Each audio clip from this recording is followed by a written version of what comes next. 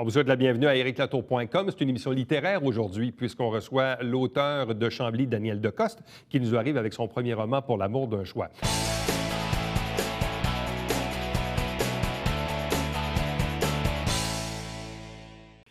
Daniel Decoste nous arrive avec son premier livre, son premier roman, Pour l'amour d'un choix, que j'ai ici entre les mains. Daniel, bonsoir, bienvenue. Bonsoir. C'est un premier. Oui. Mais en même temps, ce que je comprends, c'est que le projet d'écrire, ça remonte à il y a très longtemps. Très longtemps, en fait, en 6e année, à l'âge de 12 ans. Pour raconter un petit peu l'histoire, c'est le professeur qui nous avait demandé d'écrire soit un poème, une fable ou un court texte. La plupart avaient écrit un poème qui ressemblait à Martin mange du pain chaque matin chez le voisin. J'étais la seule qui avait écrit une fable qui s'intitulait Le lièvre et le loup. Ça ressemblait à un jour, un lièvre se promenait dans les bois lorsque tout à coup, il rencontra un loup. « Que fais-tu là? Entre chez toi, tu pourrais te faire manger, et même d'une seule bouchée, dit le loup au lièvre en se léchant les lèvres. » Puis ça continuait comme ça. Et j'ai mon ami France Saint-Jacques qui avait écrit une très belle histoire. Donc, ensemble, on avait décidé d'unir nos forces et d'écrire un roman de science-fiction. Mais là, pas besoin de vous dire que le projet a avorté assez rapidement. On n'avait pas les mêmes idées et aussi, on n'écrivait pas pareil. Donc, c'est ça. Mais là, tu as mis ce projet d'écriture-là sur la glace pendant quand même quelques années, là, parce que entre 12 ans et aujourd'hui, il s'était passé quelques années. Oui, quelques années. Donc, qu'est-ce qui fait que le projet a pris, disons, a repris naissance quelques années plus tard? En fait, c'est ça. Donc, à partir de 12 ans, là, moi, de mon côté, j'ai eu envie de continuer ce projet d'écriture, de roman, tout ça. Et je commençais des histoires, je ne les terminais pas, je recommençais, etc. Jusqu'à temps que mon frère Sylvain me donne une idée. Et là, j'ai écrit, je dirais, la première moitié du roman. Et je l'ai mis sur les tablettes pour différentes raisons. Premièrement, j'ai toujours eu un emploi à temps plein et plusieurs activités aussi. Et ce n'est que 12 ans plus tard que là, j'ai décidé de le sortir du placard. Et là, il y avait plein de corrections. Je ne sais pas si on peut le voir à l'écran. Ça ressemblait un petit peu à ça ici. Oui, c'est ça, les ratures qu'on peut voir ici. Je vais juste les présenter à l'autre caméra. Tu vas pouvoir continuer de parler. Voilà. Donc, c'est ça. Toutes les pages, les 200 premières pages, ça ressemblait à ça. Je ne sais vraiment pas comment j'ai fait pour me comprendre. Et là, j'ai fait les corrections à l'ordinateur et je l'ai remis de côté parce que, c'est ça, c'était le temps des parties, des randonnées pédestres, que j'organisais des fêtes, etc. Et là, pour toi, ça, c'est de transporter ça comme ça sur des affiches, c'est quoi? C'est bon de le garder en mémoire, quoi, pas trop loin? Ça nous rappelle des souvenirs? En fait, j'ai fait ces affiches-là pour mon lancement qui a eu lieu dimanche le 1er novembre.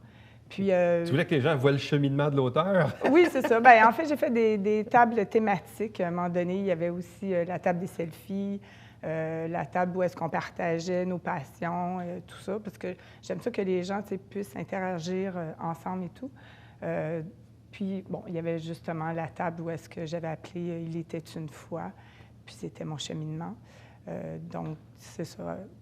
C'est un peu le pourquoi là, de ces affiches-là. Bon. Souvent, en même temps, dans la vie d'un auteur, notre vie personnelle ou professionnelle ne veut pas influence un peu ce qu'on est, ce qu'on fait, ce qu'on écrit. Qui est Daniel Decoste? Qui es-tu? Qu'est-ce que tu as fait après tes études secondaires au niveau personnel, professionnel? Bien, en fait, j'ai étudié en arts et lettres. J'ai aussi été à l'université pour être professeur de français. Sauf que j'ai fait seulement une année. Là, j'ai rencontré à un moment donné quelqu'un qui avait une maison, 2 enfants et tout. Puis là, je trouvais que c'était un petit peu difficile de combiner les deux ensemble. Donc, j'ai mis de côté les études. J'ai travaillé comme secrétaire à divers endroits. J'ai aussi travaillé dans le domaine financier. Donc, j'ai fait de la vente un petit peu aussi. J'ai touché un peu à tout. Je dirais que c'est un peu ma personnalité aussi qui aime un peu tout, que ce soit dans les activités, que ce soit la nourriture. C'est là qu'on se rend compte quand même dans le cheminement, parce que très souvent, parmi les gens qui sortent des livres, des romans, souvent, c'est des profs de français. Mais je trouve ça drôle parce que tu l'as dit tantôt que initialement, tu te dirigeais vers un job d'enseignante en français. Finalement, la vie a fait que c'est pas ça qui est arrivé. Mais visiblement, le talent d'écriture ou la passion de l'écriture était toujours là. Oui.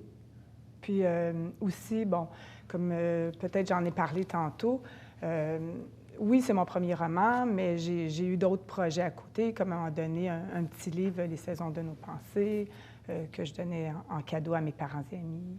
Qu'est-ce que c'est pour l'amour d'un choix? En fait, c'est aussi une réflexion sur les choix, parce que, bon, avant tout, c'est un roman, mais quand même, je dirais la trame de fond, c'est un peu de penser jusqu'où on est prêt à aller pour réaliser nos choix, nos rêves dans la vie. Donc, Marie-Ève, justement, jusqu'où elle ira pour réaliser son choix de vie, là.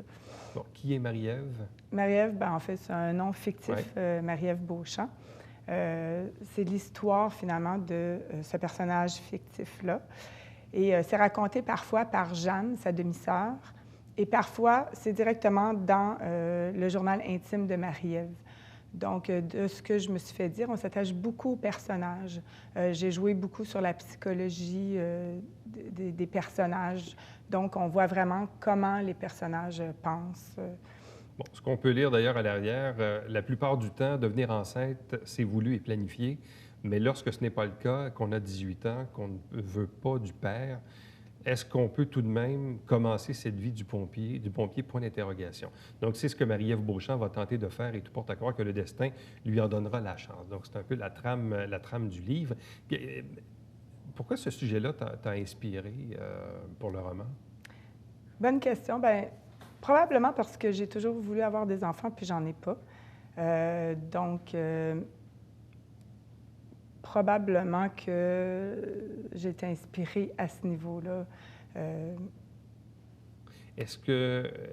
Et en quoi le fait, là, là, on parle de grossesse, on parle d'une jeune fille qui a 18 ans, ce qui est quand même pas anodin là, dans la vie de quelqu'un qui démarre comme ça. Donc, c'est un sujet qui pour toi, Bien, en fait, c'est pas... te touchait. Bien, en fait, c'est pas juste ça, l'histoire, parce que c'est vraiment comme la vie complète de Marie-Ève. On commence avec elle, elle a 18 ans, mais c'est juste pour montrer qu'à un moment donné, on fait un choix dans la vie qui nous amène à un autre, qui nous amène à un autre, etc. Donc, j'ai commencé, bon, avec quelque chose d'un peu dramatique, si on veut, pour puncher aussi, parce que, parce que ben, j'aime ça, moi-même, quand je lis un livre, tu sais, qu'on embarque tout de suite dans l'histoire, puis c'est ce qu'on m'a dit, tu sais, tout de suite, bon, on embarque dans l'histoire, puis on a envie de savoir c'est quoi la suite, etc. Fait que c'était un petit peu pour ça là, que j'ai l'impression que j'ai voulu faire ça, là. Est-ce que la fin se termine sur, sans en dévoiler évidemment, là, mais est-ce que la fin se termine sur quelque chose qui peut nous laisser, qui peut peut-être donner l'opportunité d'avoir un tome 2, un tome 3, je ne sais pas, est-ce que... Oui, je dirais que oui, ça serait Donc possible. l'histoire pourrait se continuer. Oui, mais elle a quand même une fin en soi, mais elle pourrait se continuer. Elle pourrait se continuer. Et est-ce que l'auteur, elle, a le goût d'écrire autre chose? Est-ce que tu as aussi des projets d'écriture? Parce que là, une fois qu'on a lancé le premier, je comprends que c'est un long processus, un long cheminement. Il doit y avoir quand même une certaine fierté à voir le produit fini, final. Mais après ça, est-ce qu'il y a une forme d'ambition de vouloir poursuivre là-dedans? Bien, en fait, au début, je me suis dit, je vais me reposer un petit peu parce que, comme j'expliquais tantôt, bon, je travaille à temps plein. C'est moi qui a fait le lancement. Je me suis occupée de beaucoup de choses, dans le fond, dans tout ce processus-là.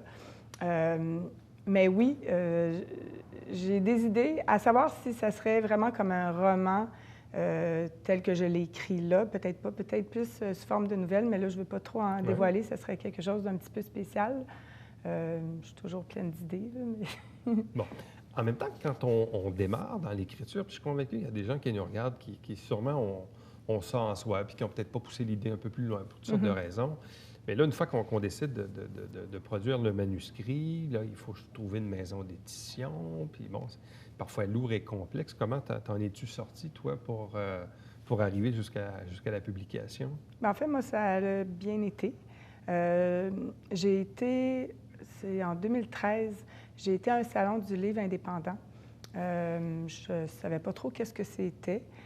Et là, les éditeurs indépendants ne sont pas subventionnés et bon, ils sont réputés quand même pour en donner plus pour l'auteur, mais en même temps, on participe comme aux dépenses. Et je les ai rencontrés là-bas. Je dirais que ça a été un coup de cœur pour tous les deux. Je leur avais emmené bon, le fameux petit livre que je vous ai parlé tantôt, puis là, ils le trouvaient bien beau, puis je leur ai parlé de mon projet. Mais là, je n'étais pas tout à fait prête parce qu'il y avait tout le processus des corrections. J'en ai fait une première lecture, une deuxième, troisième, quatrième, il n'y a plus de fin. Puis, c'est ça, c'est 1 an plus tard, lorsque je les ai appelés, puis là, je leur ai dit, bien, je serais prête. Donc, ils se souvenaient de moi par rapport à ce petit livre-là. On s'est rencontrés, je leur ai donné mon manuscrit. Finalement, bon, ça passait à l'étude, puis j'ai été acceptée. Et là, évidemment, et ce roman-là a aussi sa propre page Facebook. Oui, exactement. En fait, c'est www.facebook.com// Pour l'amour d'un choix tout ensemble. Pour l'amour d'un choix. Donc, Pour l'amour d'un choix, disponible éditeurenligne.ca. Donc, ça, c'est la maison d'édition, c'est bien ça. À quel endroit les gens peuvent-ils se le procurer? Est-ce que c'est par Internet, principalement? En fait, justement, avec l'éditeur. C'est sûr, on peut communiquer avec moi, mais là, il y a des projets qui s'en viennent parce que c'est quand même une jeune maison d'édition. Mais là, ils viennent d'être acceptés avec l'ANEL, qui est une association justement pour les éditeurs québécois pour promouvoir à travers le monde. Donc, aussi, ils sont en négociation avec un éditeur mondial. Bon. Et tu as aussi décidé de verser un certain pourcentage des profits de la vente du livre à la Société de recherche sur le cancer. Pourquoi? Oui. En fait, on sait très bien que plusieurs gens sont atteints de cette maladie. Je trouve que c'est un fléau. Mais aussi, personnellement, dans ma famille, il y a des gens qui ont le cancer, des gens qui sont décédés du cancer. J'aimerais ça faire une petite différence. Je suis un peu idéaliste, là, mais c'est ça. Alors, Pour l'amour d'un choix, Danielle Decoste, merci beaucoup. Félicitations. Merci.